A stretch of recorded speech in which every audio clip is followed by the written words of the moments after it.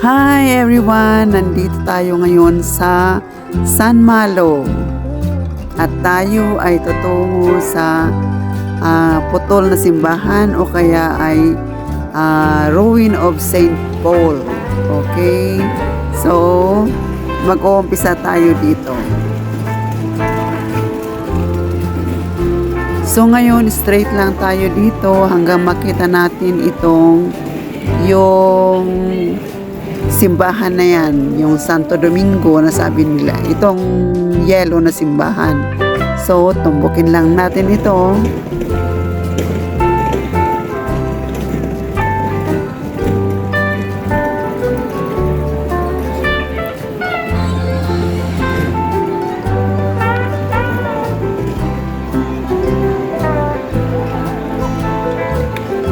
So, dito na tayo sa Santo Domingo Church.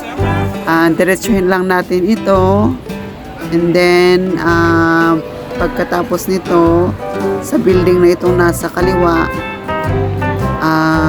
mag-turn left tayo dyan.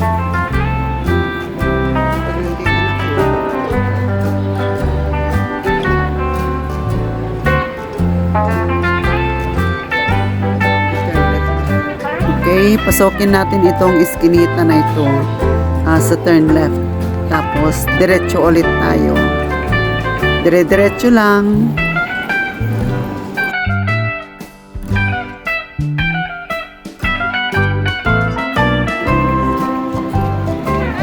Yung mga yan, pwede kang tumikim.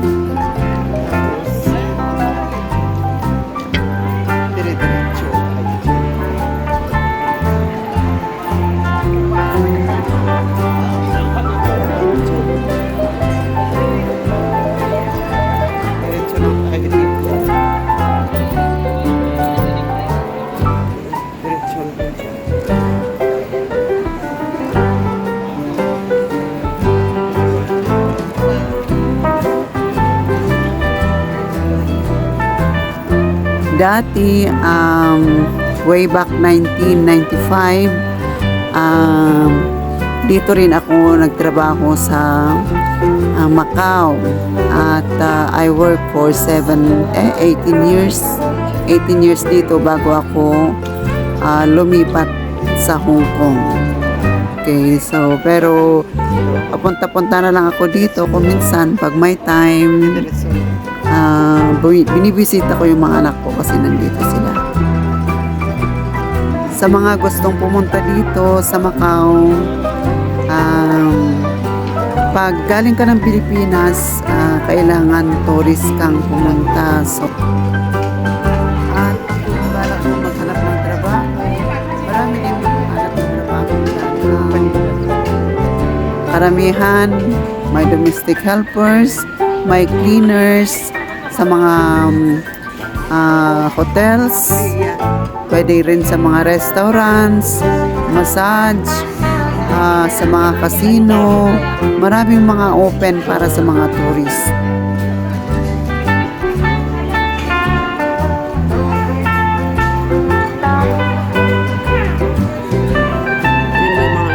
Ayan, try natin bumili ng pagkain at tumikim.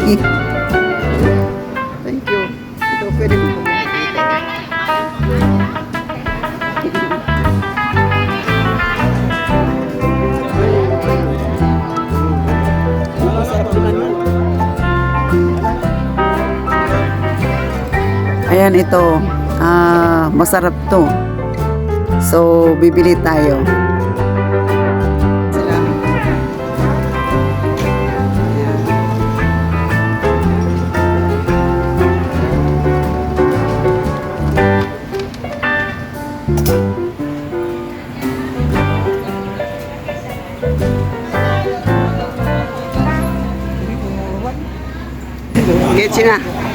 Kitchen na.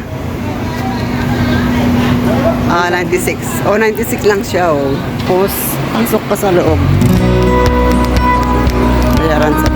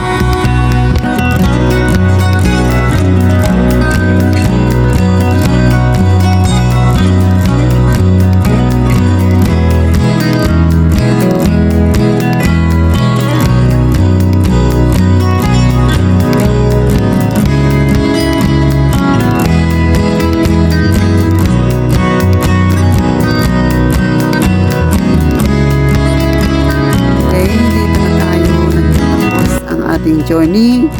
So, balik na tayo dito sa San Malo.